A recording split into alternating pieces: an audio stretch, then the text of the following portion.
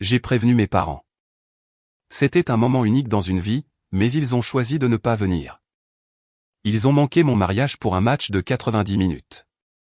Quand les photos sont devenues virales, la vérité a éclaté et a déchiré la famille du jour au lendemain.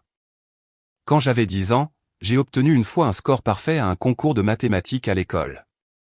J'étais tellement excité que j'ai couru à la maison, à bout de souffle, tenant le certificat dans mes petites mains comme si c'était un prix Nobel. Je me souviens l'avoir tendu à ma mère pendant qu'elle préparait le dîner, m'attendant au genre de louange que les enfants recherchent avidement. Elle y a jeté un coup d'œil, a hoché la tête, puis m'a demandé si j'avais vu les nouveaux crampons de football de mon frère. Ce moment est resté en moi plus longtemps que je ne le pensais. Je m'appelle Joël. J'ai 29 ans maintenant, et voici l'histoire de comment ma famille a oublié le jour le plus important de ma vie. Pas seulement oublié, ils l'ont écarté comme si ce n'était rien. Mais ce qu'ils ne savaient pas, ce qu'ils n'auraient pas pu prédire, c'est que tout ce qu'ils avaient ignoré leur exploserait au visage d'une manière dont aucun de nous ne se remettrait.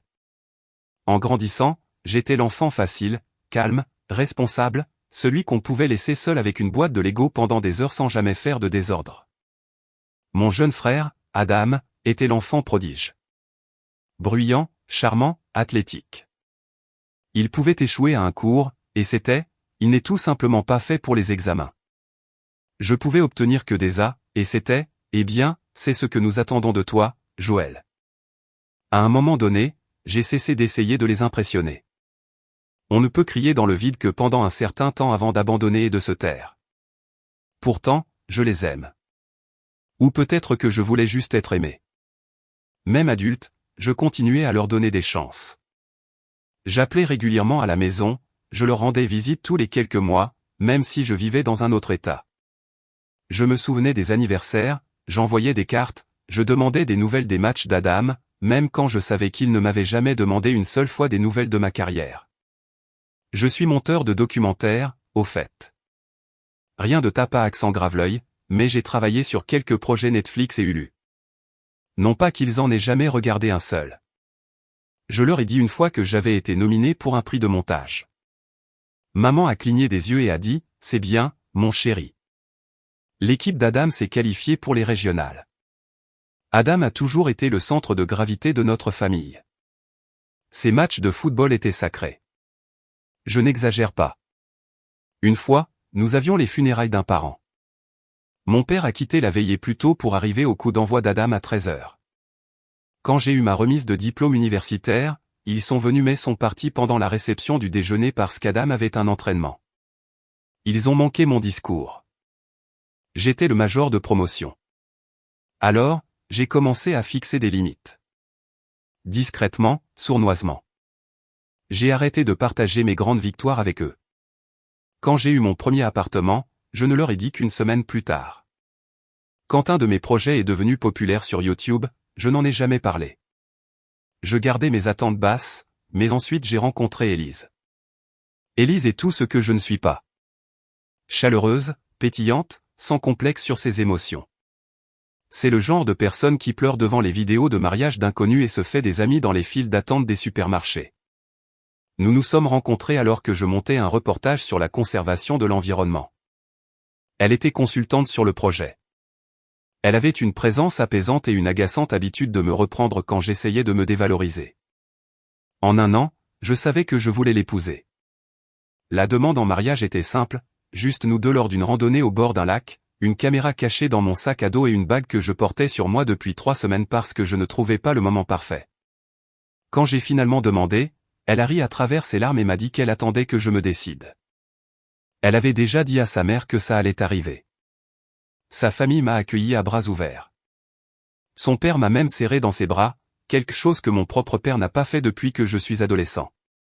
Planifier le mariage n'a pas été exactement une partie de plaisir. Élise voulait quelque chose de petit et intime. Je le voulais aussi. Aucun de nous ne se souciait des grandes salles ou des traiteurs chics, mais nous voulions que ce soit significatif. Nous avons fixé la date 8 mois à l'avance, juste assez de temps pour tout organiser sans que cela ne traîne. J'ai annoncé la nouvelle à mes parents par téléphone. Je me souviens du silence après avoir dit « Nous allons nous marier ». Un temps d'arrêt trop long. Puis ma mère a dit « Oh, c'est merveilleux, chérie. c'est quand la date? Je la lui ai donnée, excité. Il y a eu une autre pause. Oh, c'est le même week-end que le match de championnat d'Adam. J'ai cligné des yeux. D'accord, mais je veux dire que c'est dans 8 mois. C'est largement suffisant, n'est-ce pas, Joël? Mon père est intervenu. Tu sais à quel point cette saison est importante pour Adam. Son entraîneur a dit, des recruteurs universitaires seront là. Je ne vous demande pas de choisir un match au hasard plutôt que mon mariage. C'est un événement unique dans une vie. Nous trouverons une solution, a dit maman rapidement, mais cela sonnait comme une dérobade, comme si elle préparait déjà l'excuse dans sa tête. Élise était assise à côté de moi pendant l'appel. Quand j'ai raccroché, elle n'a rien dit au début. Puis elle a demandé, « Tu penses qu'ils viendront ?» Je lui ai donné la seule réponse que je pouvais. J'espère. Au cours des mois suivants, les choses sont devenues plus étranges. J'envoyais des textos à ma mère avec des mises à jour. Lieu réservé. Fleuriste trouvé. La robe d'Élise était magnifique, et je recevais des réponses d'un seul mot. Papa ne répondait pas du tout. Pendant ce temps, j'apprenais par ma cousine que mes parents voyageaient un week-end sur 2 pour les matchs à l'extérieur d'Adam. Ma cousine a même plaisanté, « Ton frère est le prochain Ronaldo ou quoi ?» À notre fête de fiançailles organisée par les parents d'Élise, ma famille n'est pas venue. Pas d'appel, pas de message, juste un texto de maman le lendemain disant, « Désolé, on a été occupé ce week-end. » J'espère que ça s'est bien passé. J'ai commencé à angoisser un peu. Est-ce que j'exagérais? Est-ce que je faisais du drame? Élise m'a dit de leur parler directement. C'est ce que j'ai fait. J'ai appelé maman un après-midi et j'ai tout déballé. J'ai l'impression que vous n'êtes pas excité, que vous ne prévoyez même pas d'être là. Elle a poussé un long soupir. Joël, les mariages ne sont pas tout. Nous sommes allés à vos remises de diplôme de maternelle, à toi et à Adam. Nous vous avons soutenus tous les deux de manière égale. C'était tellement fou que j'ai dû rire. De manière égale. Maman, tu as quitté ma remise de diplôme universitaire plus tôt pour un des matchs d'entraînement d'Adam. Ce n'était pas un match d'entraînement. C'était un dîner d'équipe. Encore pire. Je pense que tu es injuste et égoïste. Égoïste. Ce mot m'a profondément blessé. J'avais passé ma vie entière à me plier à la forme dont ils avaient besoin. Silencieux, compréhensif, facile à vivre. J'ai ravalé le reste de la conversation. Ça n'en valait pas la peine. Pas à ce moment-là. Une semaine avant le mariage, j'ai essayé une dernière fois. Je les ai appelés tous les deux en conférence téléphonique, leur ai répété à quel point c'était important, comment j'avais grandi en les voyant mettre Adam en premier, et comment pour une fois, j'avais besoin qu'il soit là pour moi. Je l'ai dit clairement, c'est le plus grand jour de ma vie. Si vous le manquez pour un match de football, je prendrai ça comme la réponse à toutes les questions que je me suis jamais posées. Ils ont ri. Ma mère a vraiment ri. Joël, ne sois pas si dramatique. Ce n'est pas comme si c'était ton enterrement. Et puis papa a dit, nous verrons ce que nous pouvons faire, mais Adam a travaillé très dur. J'ai fixé le mur pendant un long moment après ça. Élise est entrée, a vu mon visage et n'a même pas posé de questions. Elle m'a juste serré dans ses bras. Et puis le jour du mariage est arrivé. Nous nous tenions sous un vieux chêne, entourés de la famille souriante d'Élise et de quelques-uns de nos amis les plus proches. J'ai balayé la foule du regard avant la cérémonie. Une fois, 2 fois, mes parents n'étaient pas là. Adam n'était pas là. Pas de message, pas de texto, rien. Mais la mère d'Élise a pleuré. Son père m'a souri radieusement comme si j'étais déjà son fils.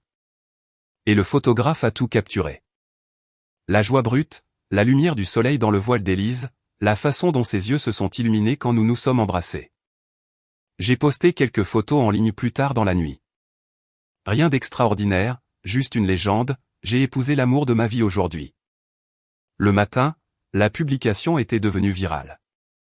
Pas des millions de vues, mais assez. Assez pour que les amis d'amis la partagent. Assez pour que les parents éloignés d'Élise commentent, taguent d'autres personnes, envoient leurs félicitations. Et puis un commentaire de quelqu'un que je ne connaissais pas. Attendez, où est la famille du marié? C'était l'étincelle, le feu qui a suivi. Disons simplement qu'il a brûlé plus fort que ce à quoi je m'attendais, et il n'avait même pas encore atteint mon père. Je n'ai répondu à aucun des commentaires le premier jour. Je me suis dit que ça n'avait pas d'importance, que les personnes présentes étaient les seules qui comptaient. Élise était radieuse. Nos amis rayonnaient. L'air sentait encore la lavande du jardin que la mère d'Élise avait insisté pour que nous utilisions. Mais ce seul commentaire, où est la famille du marié? S'est insinué dans mon cerveau comme une écharde. Ce n'est même pas moi qui l'ai montré à mes parents. Ma tante, la sœur de mon père, avait discrètement suivi en ligne. Elle m'a envoyé un texto plus tard dans l'après-midi, clairement stupéfaite. Joël, c'était aujourd'hui. Tu ne leur as pas dit. J'ai fixé son message, l'estomac noué. Je leur ai dit il y a 8 mois. Je leur ai rappelé 3 fois. Je n'ai pas eu de réponse de sa part, mais j'ai imaginé le reste. J'ai imaginé qu'elle appelait mon père. J'ai imaginé la dispute. Ma famille est beaucoup de choses. Communicative n'en fait pas partie. Mais quand les ragots sont dans l'air, ce sont des limiers. 3 jours après le mariage, j'ai finalement reçu un appel de mon père. Il avait l'air fatigué. Joël, a-t-il dit d'une voix basse. Pourquoi ne m'as-tu pas dit que le mariage était ce week-end-là? Je suis resté silencieux une seconde. Je sentais Élise me regarder de l'autre côté de la pièce. Je te l'ai dit, plus d'une fois. Non, non, tu as dit que c'était quelque part en mai. Tu n'as jamais dit le 14. Papa, j'ai les textos. Il n'a pas répondu, il a juste respiré. Maman le savait. J'ai ajouté, laissant les mots flotter comme de la fumée. Elle l'a confirmé. Elle en a ri. Tu te souviens? Le silence qui a suivi n'était pas défensif. Il était immobile. Je ne savais pas, a-t-il répété. Mais si ta mère le savait, nous allons avoir un problème. Quelque chose a changé à ce moment-là. Le sol sous ma famille s'est incliné. Mon père ne criait pas. Il n'accusait pas. Il avait l'air trahi, tout comme moi. Et pour la première fois depuis très, très longtemps, j'ai réalisé quelque chose. Ma mère l'avait manipulé lui aussi. Et ce n'était pas la fin. Loin de là. Parce que ce qui est venu ensuite, les retombées, les couches de vérité enfouies, la vraie raison de leur absence. C'est là que tout a éclaté. Mais j'anticipe. 2 jours après l'appel téléphonique, mon père m'a envoyé un texto. C'était une capture d'écran d'une publication Facebook de ma mère. Tellement fier d'Adam pour avoir marqué le but de la victoire ce week-end. Quel souvenir. Certains moments ne s'oublient jamais. En dessous, il y avait une photo. Toute la famille était là. Ma mère, mon père, mon frère, 2 cousins, même ma grand-mère sur une chaise de jardin. Samedi 14 mai, le même jour que notre mariage. J'ai relu la légende. Certains moments ne s'oublient jamais. Quelque chose en moi s'est fissuré. Pas comme une cassure nette. Ça s'est brisé en éclats. J'ai montré la photo à Élise. Elle n'a pas dit un mot, c'est juste assise sur le canapé, la main sur la bouche. Je pense qu'elle savait que je devais être le premier à parler, mais je ne pouvais pas. Ma gorge était serrée. Je n'ai pas pleuré. Je n'ai pas ragé. Je n'ai même pas respiré pendant 1 minute entière. J'ai juste regardé fixement. Puis elle a dit, tu devrais lui montrer les photos. Alors, je l'ai fait. J'ai envoyé un message à ma mère ce soir-là. Pas de longue explication, pas de culpabilisation, juste 3 photos de mariage en haute résolution. Moi et Élise, le jardin, sa famille blottie autour de nous, souriante. Pas de légende, juste les images. Elle a lu le message. Pas de réponse. 1 heure plus tard, j'ai vérifié à nouveau. Toujours rien. Puis j'ai reçu un appel d'Adam. Mec, c'est quoi ton problème? A-t-il aboyé. Mon problème? Tu ne pouvais pas rester tranquille pour une fois. Il a fallu que tu affiches ton mariage partout sur Internet et que tu fasses passer maman pour une méchante. J'ai cligné des yeux, stupéfait. Adam, tu es sérieux en ce moment? Elle se fait démolir dans les commentaires. Joël, notre famille se fait critiquer parce que tu as décidé de jouer la victime. Je suis la victime. De quoi? D'un conflit d'horaire? J'ai perdu mon sang-froid. Tu savais, Adam. Tu savais que c'était ce week-end-là. Et alors? A-t-il dit.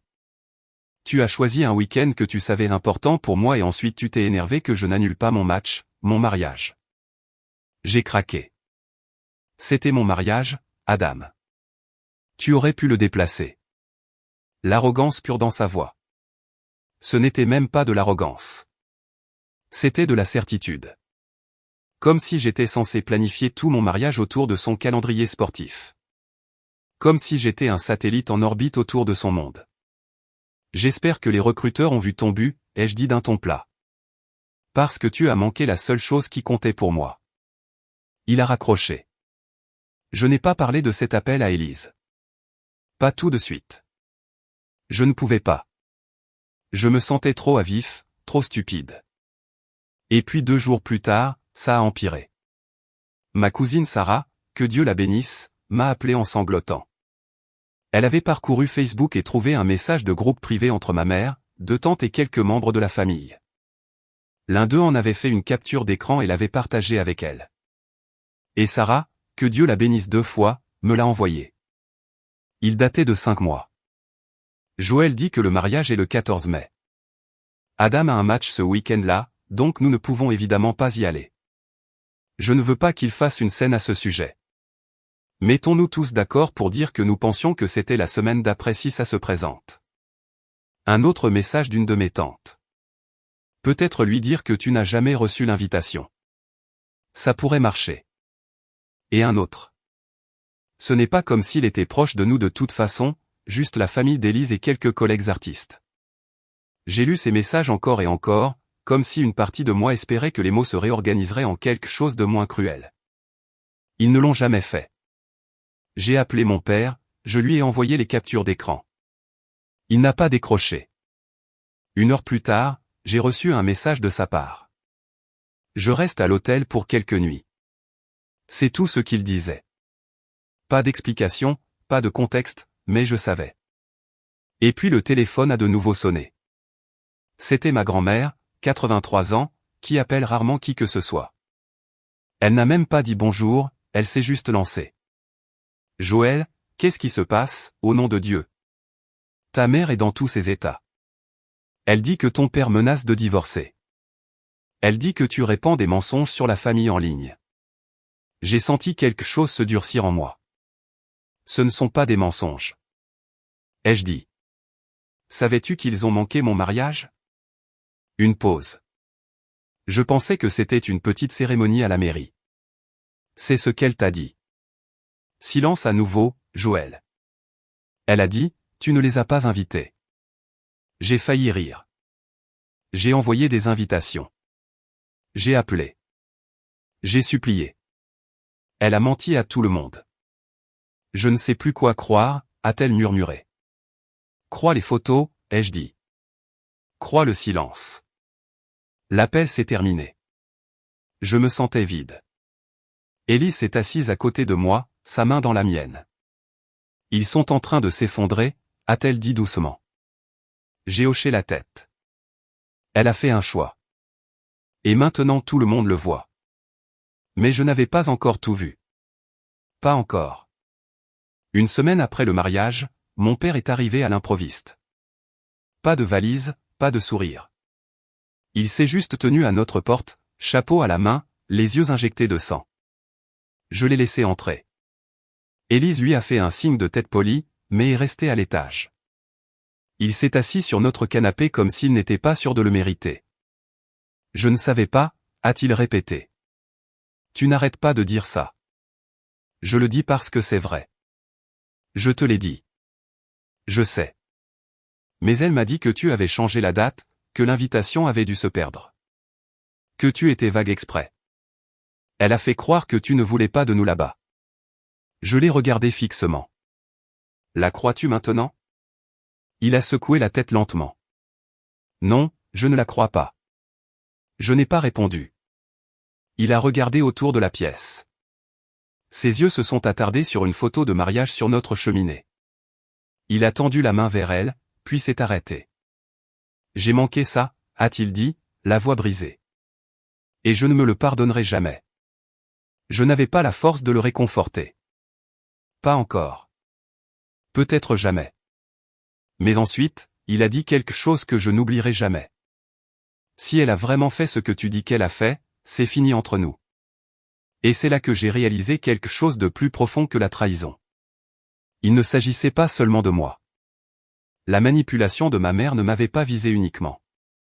Elle avait déformé toute notre famille. Elle avait construit un monde autour d'Adam, instrumentalisé la loyauté, réécrit les récits, contrôlé le flux d'informations, et maintenant tout s'effondrait.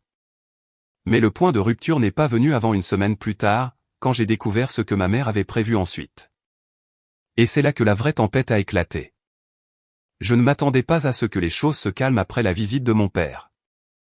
Je pensais qu'il y aurait des cris, des confrontations, des excuses en larmes ou des appels téléphoniques dramatiques, mais il n'y a eu que le silence. Un silence épais et étouffant, comme si ma famille avait collectivement mis la réalité sur pause, espérant que si elle attendait assez longtemps, je laisserais tout passer. Que je serais celui qui arrangerait les choses comme je l'avais toujours fait. Que je minimiserais la douleur et les laisserais continuer à réécrire l'histoire, transformant une trahison délibérée en un malentendu anodin. Mais je n'ai pas pris contact. Pas cette fois, et eux non plus. Au lieu de cela, le premier signe que ma mère n'avait pas tourné la page est venu d'un endroit inattendu. L'oncle d'Élise, Marc. Marc est un type direct, sans fioriture. Il a servi dans la marine, dirige maintenant un atelier de menuiserie et fait des blagues si sèches qu'elles pourraient prendre feu au soleil. Nous nous sommes liés pendant la préparation du mariage par notre amour mutuel du silence et de l'expresso. Il n'était pas du genre à appeler juste pour bavarder, c'est pourquoi son message m'a fait dresser tous les poils sur les bras. Et gamin, tu devrais peut-être parler à ton service des ressources humaines. Quelqu'un a fouiné et posé des questions bizarres. Je l'ai appelé immédiatement. Il m'a dit qu'une femme avait contacté la société de conseil avec laquelle Élise travaillait, prétendant vérifier des faits pour un article. Elle a demandé si l'entreprise d'Élise était affiliée à des groupes politiques internationaux et s'il y avait eu une faute financière liée à un récent documentaire sur l'environnement sur lequel nous avions tous les deux travaillé. Elle a donné un faux nom, mais Marc a reconnu sa voix. Il a dit, c'était ta mère, Joël. Je parierais mon atelier là-dessus. J'ai senti mon estomac se tordre. Je ne pouvais pas le croire. Non, rayez ça. Je le croyais. Je ne voulais simplement pas y croire.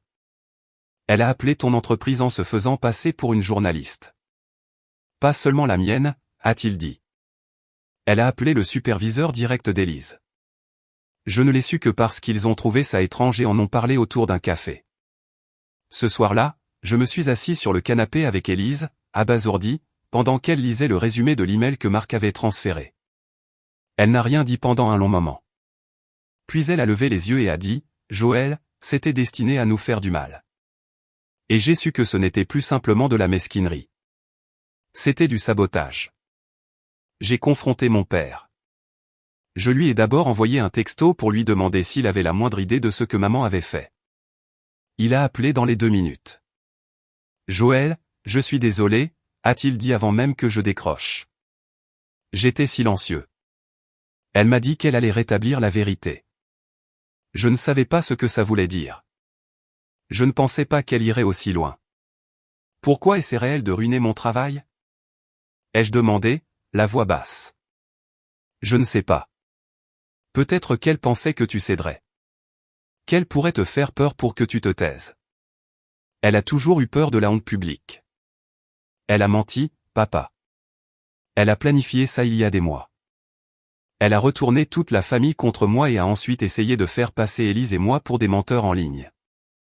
Je ne la défends pas, a-t-il dit rapidement. J'ai fini de faire ça. Alors, et maintenant? Ai-je demandé. Il n'a pas répondu. Pas vraiment. Il a juste dit qu'il cherchait un avocat. Qu'il ne reconnaissait plus la femme qu'il avait épousée. Que si elle avait vraiment essayé de nuire à ma carrière, c'était fini. Je ne me sentais pas satisfait. Je ne me sentais pas vengé. Je me sentais juste vide. Les semaines suivantes se sont confondues. Élise m'a gardé les pieds sur terre. Elle préparait du thé le matin et a commencé à mettre notre playlist de mariage pendant le petit déjeuner pour nous rappeler les bons moments. Nous avons encadré les meilleures photos de mariage et les avons accrochées dans notre couloir. Nous avons commencé à marcher le soir. Parfois, nous ne parlions même pas. Nous marchions juste. Mais au fond de moi, je savais que je n'allais pas bien. Parce que lorsque votre propre mère essaie de détruire votre vie, ça ne fait pas que piquer. Ça déracine quelque chose. On commence à remettre en question ses souvenirs, son jugement, soi-même. Étais-je aveugle? Étais-je trop enclin à croire le meilleur chez des gens qui m'avaient montré encore et encore à quel point je comptais peu? J'ai arrêté de regarder mon téléphone. J'ai mis en sourdine le groupe de discussion familiale, bien qu'il soit devenu étrangement silencieux. Quoi qu'il en soit, les parents d'Élise nous invitaient à dîner tous les dimanches. Et même si je les aime, je me sentais aussi comme un orphelin prétendant avoir une famille. J'ai touché le fond 2 semaines plus tard en recevant une lettre. Elle n'était pas de ma mère, ni de mon père. Elle était de ma grand-mère. C'était écrit à la main, d'une écriture tremblante. L'encre était tachée par endroits, comme si elle avait pleuré en écrivant. Cher Joël, je veux que tu saches quelque chose. Je ne connaissais pas la vérité. Je ne savais pas qu'il mentait. Ta mère nous a dit que tu étais difficile. Que tu ne voulais pas d'un grand mariage. Que tu lui avais dit de ne pas venir. Je l'ai cru. J'ai honte de ça. J'ai toujours pensé que j'étais proche de toi, mais je vois maintenant que j'ai choisi de croire la voix la plus forte. Je suis désolé. Je n'attends pas de pardon, mais je devais te dire que je suis désolé. Et j'ai vu les photos. Tu avais l'air si heureux, si sûr de toi. S'il te plaît, sache que je suis fier de toi. Je l'ai toujours été. Avec amour, grand-mère. Je l'ai lu 3 fois avant de commencer à pleurer. Pas le genre de pleurs silencieux. Pas la larme unique qui coule sur la joue comme dans les films. Le genre de pleurs déchirants, qui secouent le corps, qui viennent d'années à ravaler une douleur pour laquelle on n'a jamais eu les mots. Cette nuit-là, Élise m'a tenu dans ses bras pendant que je pleurais sur son épaule, et quelque chose a changé. J'ai réalisé que j'attendais que ma famille me sauve de la douleur qu'elle avait causée, mais elle ne le ferait jamais. Je devais me sauver moi-même. Alors, j'ai commencé petit. J'ai répondu à la lettre de ma grand-mère. Je l'ai remerciée pour ses mots. Je lui ai dit que je lui pardonnais et que j'espérais la voir bientôt. Ensuite, j'ai appelé ma cousine Sarah, celle qui m'avait envoyé les captures d'écran. Nous avons déjeuné en ville, et pour la première fois depuis des mois, j'ai ri. Elle m'a mis au courant des ragots de la famille. Ma mère était furieuse, disant que j'essayais de détruire sa réputation et que mon père l'avait trahi. Mes tantes étaient divisées. L'une avait discrètement envoyé un message à Élise pour lui dire qu'elle était désolée.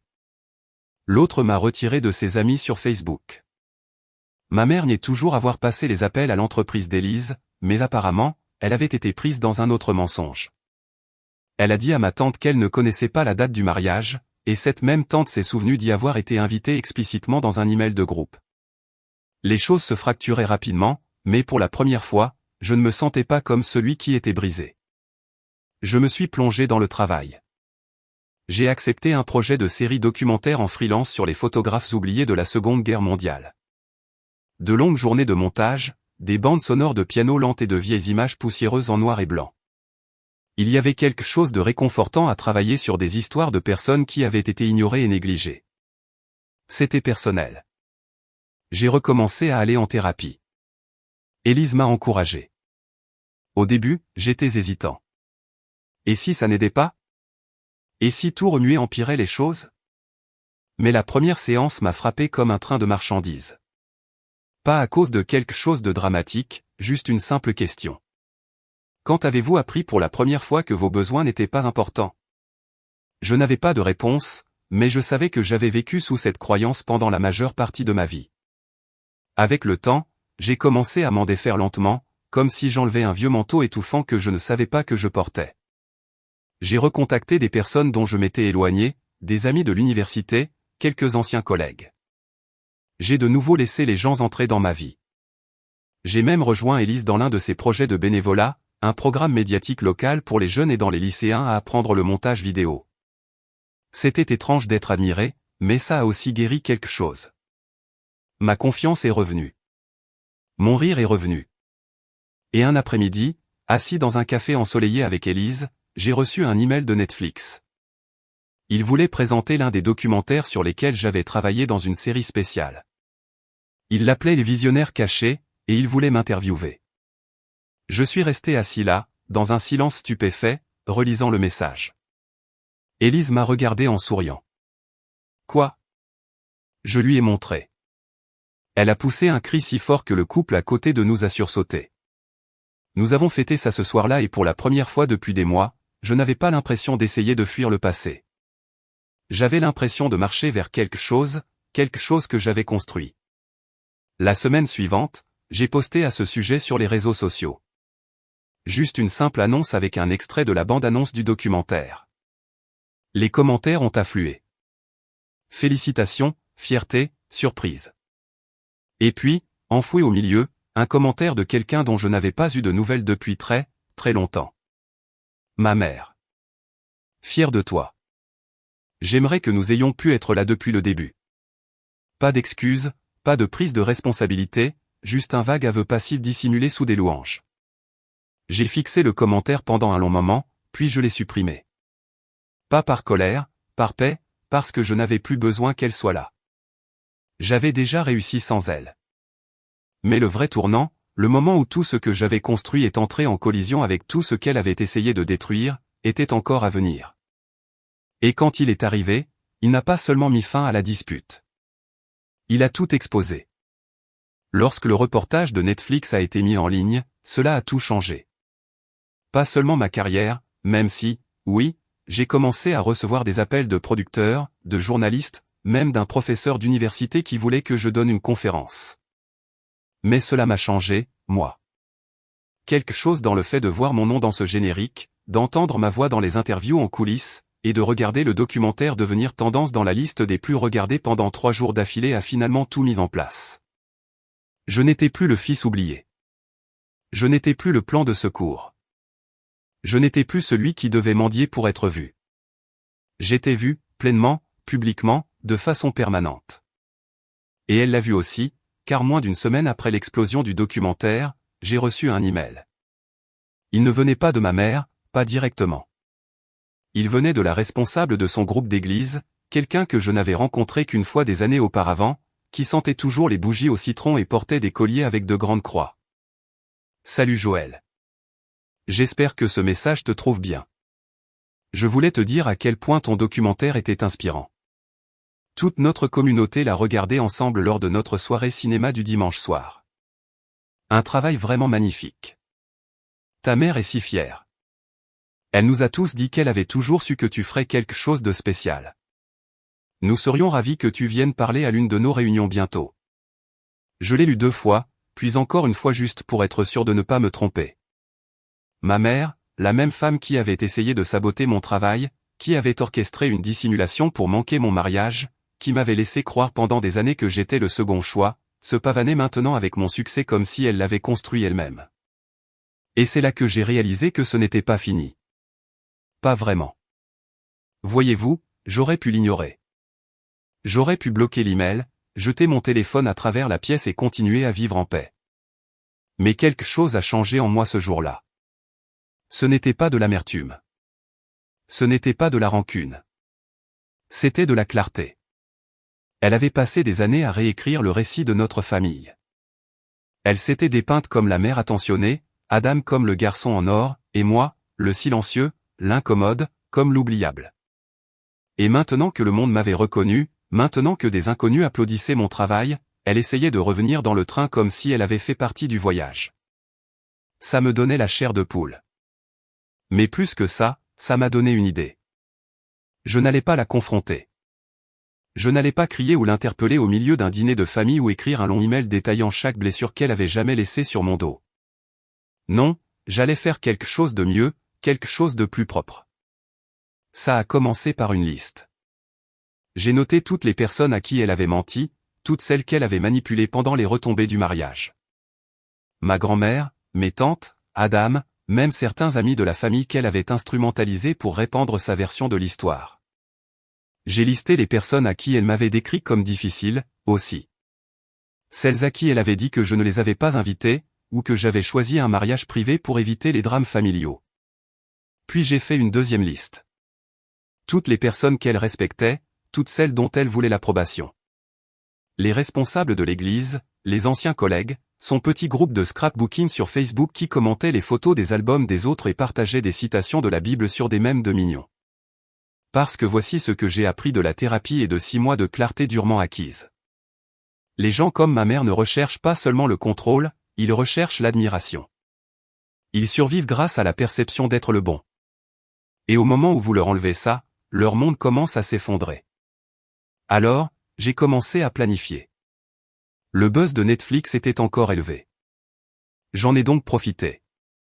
J'ai accepté de faire une interview pour un podcast, animé par une cinéaste qui aimait les récits centrés sur la famille et avait un large public. Je savais exactement ce que je faisais. Pendant l'interview, elle m'a interrogé sur les systèmes de soutien, sur ce qui m'avait aidé à continuer pendant les moments les plus difficiles de ma carrière. Et j'ai répondu avec soin. J'ai dû apprendre que parfois, votre vraie famille n'est pas celle dans laquelle vous êtes né. C'est celle qui se présente. Celle qui vous célèbre, pas seulement qui vous tolère. Je me suis marié récemment et mes beaux-parents ont été incroyables. Vraiment. Mais ma famille n'a pas assisté. C'est un choix qu'ils ont fait et j'ai fait la paix avec ça. L'animatrice s'est penchée en avant. Attendez, ils ont choisi de ne pas venir. J'ai hoché la tête.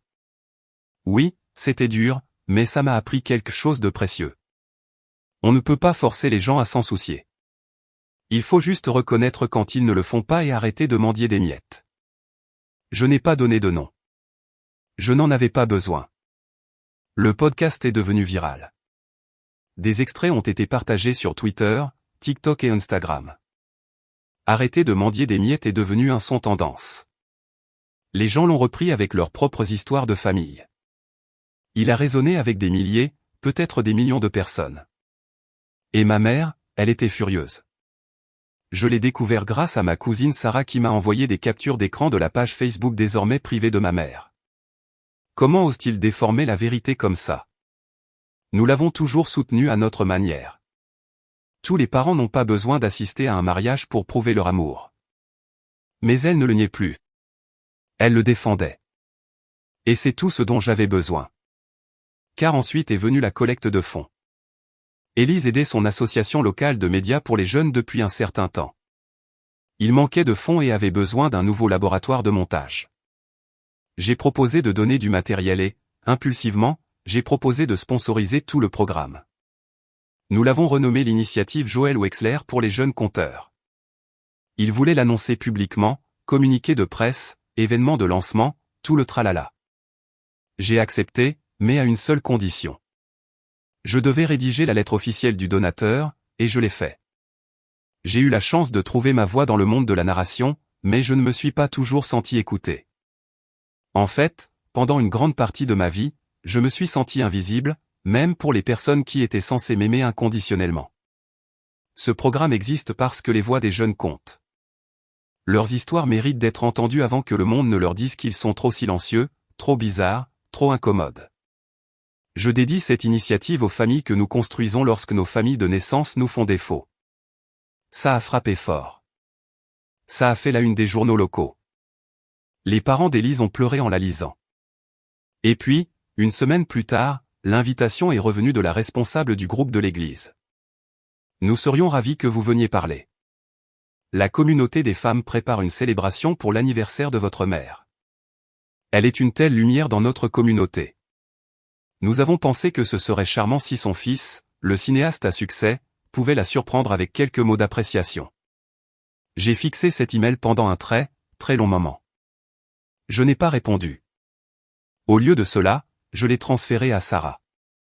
Voudrais-tu me rendre un service? Ai-je demandé. Bien sûr, a-t-elle répondu. Assure-toi qu'il filme l'événement. Elle n'a pas demandé pourquoi, et je n'ai pas expliqué. Parce que je n'y allais pas, mais quelque chose d'autre, oui. Voyez-vous, pendant que tout cela se passait, mon père triait discrètement des boîtes et des cartons. Il avait déménagé de la maison il y a des mois, mais il n'avait pas encore tout pris. Il m'a dit qu'il n'était pas prêt. Jusqu'à maintenant. Il a trouvé un vieux caméscope dans l'une des boîtes. Caché au fond se trouvait une mini-cassette DV étiquetée 8e anniversaire de Joël. Curieux, il l'a branchée sur un convertisseur et l'a regardée sur son ordinateur portable. Et ce qu'il a trouvé l'a brisé. Ce n'étaient pas des images d'une fête d'anniversaire. C'était un enregistrement privé, une dispute entre mes parents, oublié et enregistré par-dessus par accident. Le son était granuleux, mais on pouvait entendre la voix de ma mère, tranchante et cruelle. Il n'est pas comme Adam. Il n'est pas spécial. Il est juste là. Et puis la voix de mon père, fatigué, blessé. C'est ton fils. Et alors? Je n'en ai pas demandé deux. Mon père ne m'a pas parlé de la cassette tout de suite. Il est resté avec, l'a regardé 3 fois, puis il me l'a envoyé. Pas de message, pas d'objet, juste le fichier. Je l'ai regardé seul. Puis je l'ai regardé à nouveau avec Élise. Et je savais ce que je devais faire. J'avais fini de mendier. Maintenant, j'allais l'exposer, pas avec haine, pas avec un déballage public ou une confrontation dramatique. J'allais laisser ses propres mots parler pour elle. Mais il fallait que ce soit le bon moment, la bonne scène. Alors, j'ai attendu et planifié, et quand l'opportunité s'est présentée, j'étais prêt. 2 mois après avoir reçu la cassette, celle où ma mère disait qu'elle n'avait pas demandé 2 fils, je me tenais au fond d'une salle de banquet d'église avec une clé USB dans la poche de ma veste et les doigts d'Élise reposant doucement sur mon poignet. La salle était décorée de ballons rose pâle et lavande. Une bannière indiquait « Joyeux 60e anniversaire Diane » en lettres cursives dorées. Des tables de banquet étaient disposées autour d'une scène improvisée où un microphone attendait. Ma mère, Diane, se tenait près du centre, entourée de femmes en chemisier à fleurs et au large sourire, absorbant les compliments comme une éponge laissée trop longtemps dans l'eau de vaisselle. Elle était radieuse, comme seules le sont les personnes qui croient avoir gagné. Je n'étais pas censé être là, du moins pas personnellement. Quand j'ai reçu l'invitation à sa fête d'anniversaire, clairement conçue comme une opportunité de relation publique pour retrouver son statut social, je n'ai rien dit. Mais par l'intermédiaire de Sarah, qui était maintenant entièrement de mon côté, j'avais appris qu'il préparait un montage vidéo. Souvenirs de famille, vieux film de famille, exactement ce sur quoi je comptais. Sarah a proposé d'aider. Elle s'est portée volontaire pour rassembler les images pour le diaporama et a coordonné avec l'équipe audiovisuelle de l'église sous le prétexte d'être la nièce de ma mère et un ange de la technologie. Il n'a pas fallu beaucoup pour les convaincre. Tout le monde aimait Sarah, et personne dans cette pièce ne connaissait toute l'histoire. Pas encore. Je suis arrivé discrètement 1 heure après le début de l'événement, vêtu de couleur sobre et portant un chapeau baissé. Élise marchait à mes côtés, son expression indéchiffrable. Mon père n'était pas là. Il a décliné l'invitation, invoquant des rendez-vous conflictuels, ce qui voulait dire « je ne peux plus faire semblant ». Ma mère ne m'a pas vu. Elle était trop occupée à rire, trop occupée à se prélasser dans les compliments sur son fils, le cinéaste, et sur la façon dont elle avait toujours cru en lui. Comment il devait avoir hérité de son talent. Comme elle devait être fière. Je l'ai laissé parler. Je l'ai laissé sourire. Je l'ai laissé croire, jusqu'à ce que les lumières s'éteignent. Quelqu'un a pris le micro. Nous allons diffuser un petit montage vidéo pour Diane. Quelques souvenirs au fil des ans, des anniversaires, des vacances et des moments familiaux que nous chérissons tous. Il y a eu des applaudissements. Quelques caméras de téléphone se sont levées et l'écran a scintillé. Ça a commencé innocemment. Mes photos de bébé. Les exploits d'Adam au football, des extraits granuleux de nous ouvrant des cadeaux de Noël en pyjama à pied. Ma mère a halté et a couvert sa bouche, des larmes se formant au coin de ses yeux. Mais ensuite, le son a changé. Le clip suivant était plus sombre, à la fois visuellement et sur le ton. L'horodatage indiquait août 2002. Les images tremblantes de mon 8e anniversaire se sont terminées et de la statique a rempli l'écran. Puis des voix. Il n'est pas comme Adam. Il n'est pas spécial. Il est juste là. La pièce est devenue silencieuse. On aurait pu entendre une mouche voler.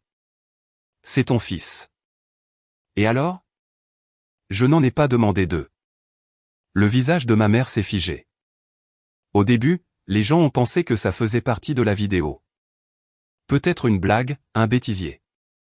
Mais ensuite, c'est devenu clair. Il n'y avait pas de musique, pas de rire, juste deux personnes qui se disputaient. Sa voix jeune, tranchante, indubitablement la sienne, et la voix de mon père essayant de me défendre. Il est sensible.